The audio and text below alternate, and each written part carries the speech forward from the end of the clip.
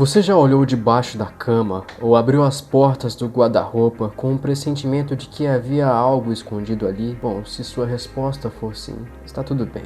Monstros e outros seres mitológicos fazem parte do imaginário da humanidade. Desde que mundo é mundo, criaturas fantásticas e muitas vezes aterrorizantes permeiam os imaginários ocidentais. Neste vídeo, vamos conhecer um pouco dos monstros e bestas que revelam muito sobre o que a sociedade da antiguidade e do medievo temiam, acreditavam e por muitas vezes desejavam.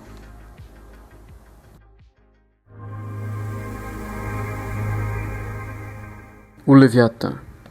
Poucos monstros carregam tantas camadas simbólicas quanto o Leviatã. Nascido no imaginário do Antigo Oriente Próximo como uma serpente marinha de 7 cabeças, esse ser aparece em textos cananeus, como o ciclo de Baal, enfrentando deuses da tempestade e sendo derrotado como símbolo da ordem divina sobre o caos. A Bíblia também cita essa imagem. No Salmo 74, Deus esmaga as cabeças de Leviatã em uma cena que remonta diretamente à mitologia de Ugarit. Em Isaías 27, essa criatura se tornou uma representação simbólica dos povos inimigos. Em Jó 41, o Leviatã recebe uma descrição impressionante, sendo um monstro que só Deus consegue dominar, uma lição de humildade para o próprio Jó. Mas o monstro não para por aí. No judaísmo rabínico, ele aparece no Talmud como uma criatura mítica que será servida no banquete escatológico dos justos. No gnosticismo, como um símbolo da alma universal. A teologia medieval, como o próprio diabo, e na filosofia moderna ganhou um novo rosto com Thomas Hobbes, que transforma o Leviatã no símbolo do Estado moderno, um poder absoluto que protege, mas também ameaça. Esse monstro que antes simbolizava o caos cósmico se tornou ao longo da história um espelho das estruturas do poder, da fé e do medo, uma criatura que emerge das águas profundas da mitologia para encarnar tudo aquilo que o ser humano não pode controlar, seja no céu, no mar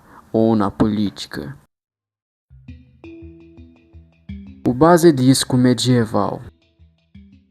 O basilisco era concebido como uma criatura híbrida, geralmente representada com o corpo de serpente, garras de galo e até coroa. Daí o nome vindo do grego basilicus, pequeno rei. Segundo os bestiários medievais, o basilisco possuía um poder mortal no olhar. Bastava ver alguém para matá-lo instantaneamente, além de deixar a terra estéril e secar os rios por onde passava. Ele era considerado o rei dos répteis venenosos. Esse atributo de destruição absoluta pelo simples olhar fez do basilisco um símbolo direto do mal espiritual, uma metáfora do pecado e da influência diabólica. Ele não precisava tocar, bastava ser visto. Na leitura alegórica da época, isso refletia a ideia de que o mal corrompe até a distância, insinuando-se no olhar, na mente e nos desejos. Sua forma misturada, metade serpente, metade galo, expressava ainda a deformidade como marca do pecado. Nos sermões e ensinamentos medievais, o basilisco aparecia em analogia com o diabo, que mata a alma apenas com o olhar, ou seja, com a tentação e o engano. Os monges e pregadores usavam essa imagem para ensinar os fiéis sobre os perigos da vaidade, da heresia e da curiosidade excessiva. Assim, o basilisco não era apenas uma criatura fantástica, mas um dispositivo didático poderoso na educação moral. Curiosamente, o único modo de matar um basilisco era fazê-lo olhar para si mesmo em um espelho. Isso gerou interpretações teológicas riquíssimas. O diabo não suporta ver a sua própria imagem. O mal se desfaz diante da verdade refletida. Tal narrativa reforçava a função da consciência, da confissão e da fé como espelhos que revelam e vencem o pecado.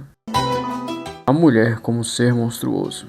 A construção da mulher como um ser monstruoso no imaginário medieval é um dos exemplos mais potentes da fusão entre teologia, cultura e controle social. No dicionário temático do Ocidente medieval, as entradas sobre mulher, demônio e sexo revelam como o corpo feminino foi reiteradamente associada à desordem, à tentação e à corrupção da alma. A mulher era vista como porta de entrada do pecado no mundo, uma herança direta da leitura cristã da queda de Eva. Assim, sua sua corporeidade era lugar de suspeita e vigilância, um território que ameaçava o equilíbrio espiritual e social. No bestiário moral da Idade Média, o feminino carregava duplamente o peso da monstruosidade, por sua aparência sedutora, mas também por sua capacidade de enganar, gerar prazer e desviar o homem da razão. O prazer feminino, em especial, era retratado como um perigo tanto para o corpo quanto para a salvação. A iconografia medieval está repleta de figuras híbridas de mulheres serpentes, mulheres com patas de cabra ou mulheres nuas sendo arrastadas por demônios, como forma de ensinar que a sensualidade feminina era caminho certo para o inferno. As bruxas concentram esse imaginário. Eram descritas como velhas deformadas, mas também como jovens sedutoras, capazes de invocar o diabo, voar, amaldiçoar e perverter. O corpo da bruxa, portanto, sintetizava os medos masculinos da época: o medo da sexualidade, da autonomia feminina, da desordem, da ruptura com a autoridade eclesiástica. A mulher que saía do lugar que lhe era socialmente atribuído, submissa, silenciosa, reprodutora, podia ser lida como monstruosa, uma transgressora da ordem divina.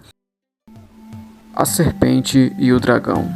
Na Bíblia, a serpente é apresentada já no início da narrativa como a criatura mais astuta do jardim, e mais tarde é identificada como o grande dragão, a antiga serpente, o diabo e Satanás, conforme o livro de Apocalipse. Essa conexão direta entre serpente e o dragão estabelece um arco simbólico poderoso que atravessa toda a história bíblica e se enraiza em tradições religiosas anteriores. A figura da serpente como símbolo do mal personificado é uma construção relativamente tardia na teologia israelita, ganhando força no período pós-exílio. Foi neste contexto que a fé em Yahvé se consolidou como o credo oficial monoteísta de Israel, e qualquer forma divergente de fé passou a ser rejeitada como heresia ou idolatria. O arquétipo da serpente também tem raízes profundas nas mitologias do Antigo Oriente Próximo, especialmente na Babilônia. A deusa Tiamat, nas cosmogonias mesopotâmicas, é descrita como uma serpente marinha caótica, inimiga dos deuses, que é derrotada por Marduk, deus da tempestade, em um combate primordial. Marduk divide seu corpo ao meio, separando as vagas superiores e inferiores, em um paralelo direto à narrativa da criação. Com o tempo, Tiamat foi associada à figura do Leviatã, e essa fusão simbólica contribuiu para a construção no imaginário bíblico. No Apocalipse 12, o dragão herda elementos tanto de Tiamat quanto da Hidra da tradição helênica. Em suas múltiplas cabeças e a sua hostilidade cósmica, o texto nos apresenta dragão como símbolo tríplice do mal. Ele é o próprio maligno, a força de Thanatos que opera no mundo, e também a representação do sistema injusto, como o do Império Romano. Essa criatura é apresentada como uma força monstruosa, dessacralizadora, que invade a história e arma ciladas ao povo de Deus. A cena apocalíptica se intensifica quando o dragão, diante da mulher prestes a dar à luz, tenta devorar o filho assim que ele nasce. Essa imagem representa as perseguições permanentes à igreja e a luta entre o bem e o mal e a promessa da salvação. O dragão, portanto,